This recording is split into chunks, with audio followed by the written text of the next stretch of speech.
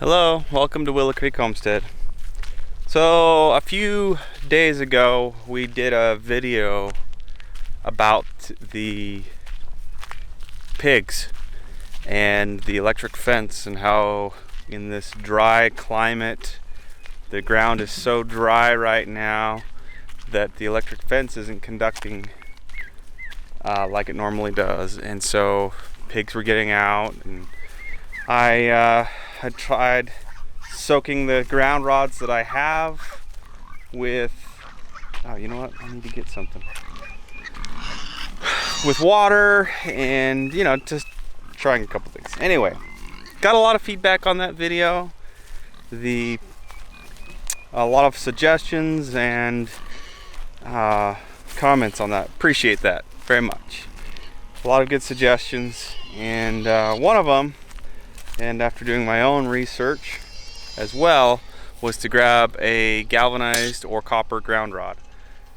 I've got this 6-foot ground rod, galvanized. Picked it up for about $6, and we're gonna try driving that in the ground. One of the suggestions someone gave me was, or comments said, you've got to go at least 6 feet with a ground rod. And the ground rods I've got now are around 4 feet, 3.5, 4 feet deep. So we're gonna drive this into the ground. It's more conductive than the rebar, so I've got that going for me with it. And we're gonna go deeper. We should hit some moist soil, and it's an additional ground rod to what we already have. So I'm hoping with the 3 to see some kind of progress with this. I'm gonna grab my T-post pounder and use that to get this started and ram it into the ground. Getting real close to getting these pigs sent off to freezer camp, and they're getting so big. My goal weight for them is about 250 pounds. I'm gonna come out here in the next day or two and re-measure them. I did a video on how you can get an estimate of their weight by measuring, taking certain measurements. So I'm gonna come out and do that again, because I think we're pretty close to 250 pounds. And if we are, we'll cut back a little bit on their feed, because I don't want much bigger than that. Say hi to the camera, boys and girls.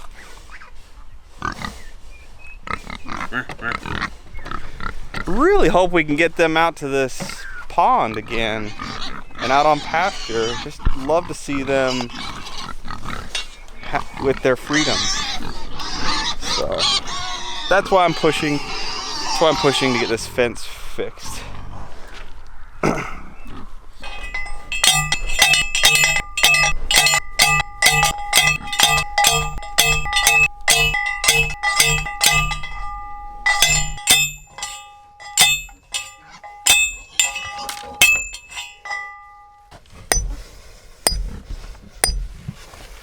In addition to this ground rod, I'm going to go with a little bit thicker gauge wire. I picked up one of these things. I don't know if this is necessary or if it'll even help, but this will help get me a good connection to the ground rod, I'm hoping. We're going to try that out, see if it helps. Right, so here's a look at what we've got. New ground rod, 6 feet in the ground, galvanized steel, thicker gauge ground wire with this little doohickey to help us get a good connection. I come over here, I'm wrapped around this ground rod, and I've got the old wire connected, running over to that ground wire and up to the ground post. And there's my hot wire running to the fence. Let's switch it on. Let it start charging up here.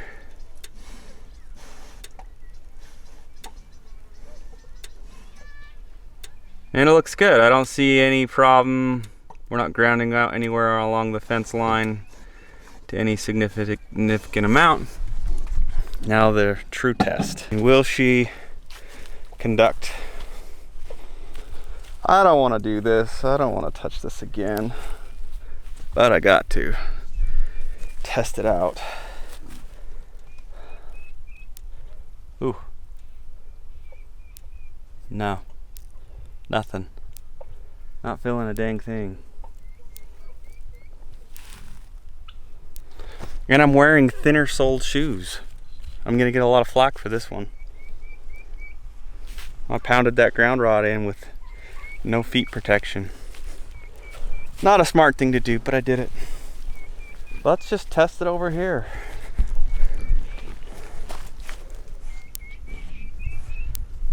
Nada. So, back to the drawing board, I suppose. Figure out what to try next. But, $6, $10 with the ground rod connector thing. Not too bad of a loss, I guess, and I know it'll help better conductivity when it is wet too. So that's just how frickin' dry it is here. All right, so day 2.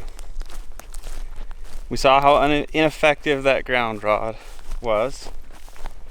So I was doing some reading last night, and I was reading that there are a few different types of electric fence chargers.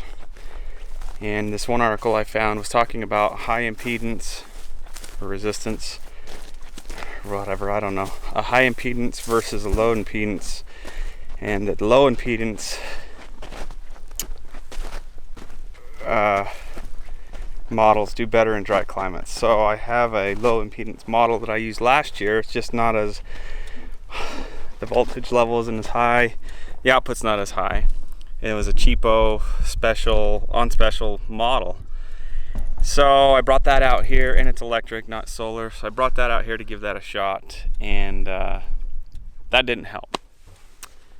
Actually, it did a little bit. I could get out, I don't know, 10, 12 feet from the unit and could feel somewhat of a charge. But beyond that, nothing. So what I did is I went with plan C, and I ran a third wire that goes straight to the ground terminal of the charger. And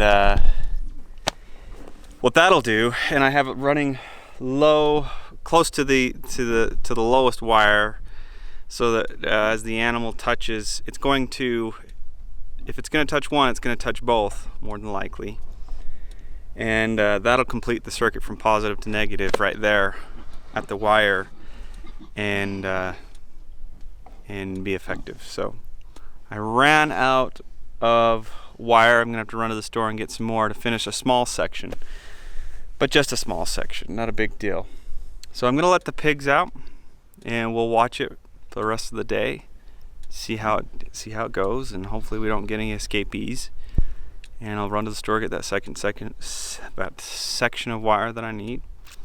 But I think we'll be good. It's been really hot. It's going to be really hot for the next week and a half. And just want to get these pigs down to the pond where they can relax, get cooled off, and enjoy themselves some more. So you live and learn on the homestead. We'll see how this goes. These guys are going to be very happy. They're all chilling in the shade right now, trying to stay cool.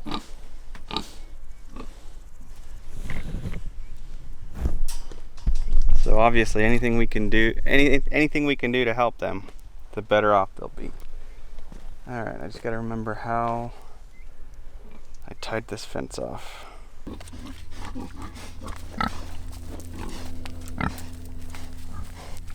I'm hoping one of them ventures off to see.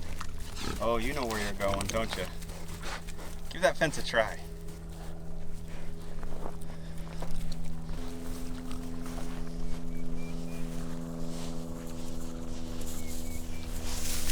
He's happy.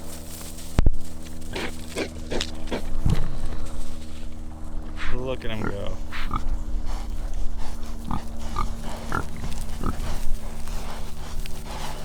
Stopping to get the green grass.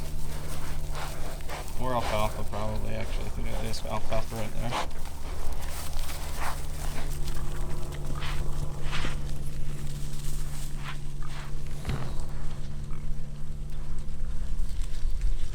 Well, peace has been restored to the galaxy. yet again. We'll see how long this fix lasts. I'm hopeful. I have confidence in it. Don't see how it can fail. So if they're going to get out, it's going to be some other weakness that we've got in that fencing. The long-term solution to this would be to finish putting up perimeter fencing, permanent perimeter fencing, and then section off the pasture with electric fencing, just, you know, straight lines, simple, small sections of electric fence. And then if they break through any of that, they're still fenced in with the perimeter fence, and we're not chasing pigs a mile down the road or back in the pasture or whatever. So thanks for sticking with us on this journey. Thanks for all the suggestions and comments. If you have any more, please leave them below. Feel free to share any of our videos with any of your friends, family, whoever. And if you haven't subscribed, please subscribe. We try and put out videos every day and just sharing our life homesteading with the world. And hopefully you find it entertaining. We'll see you next time.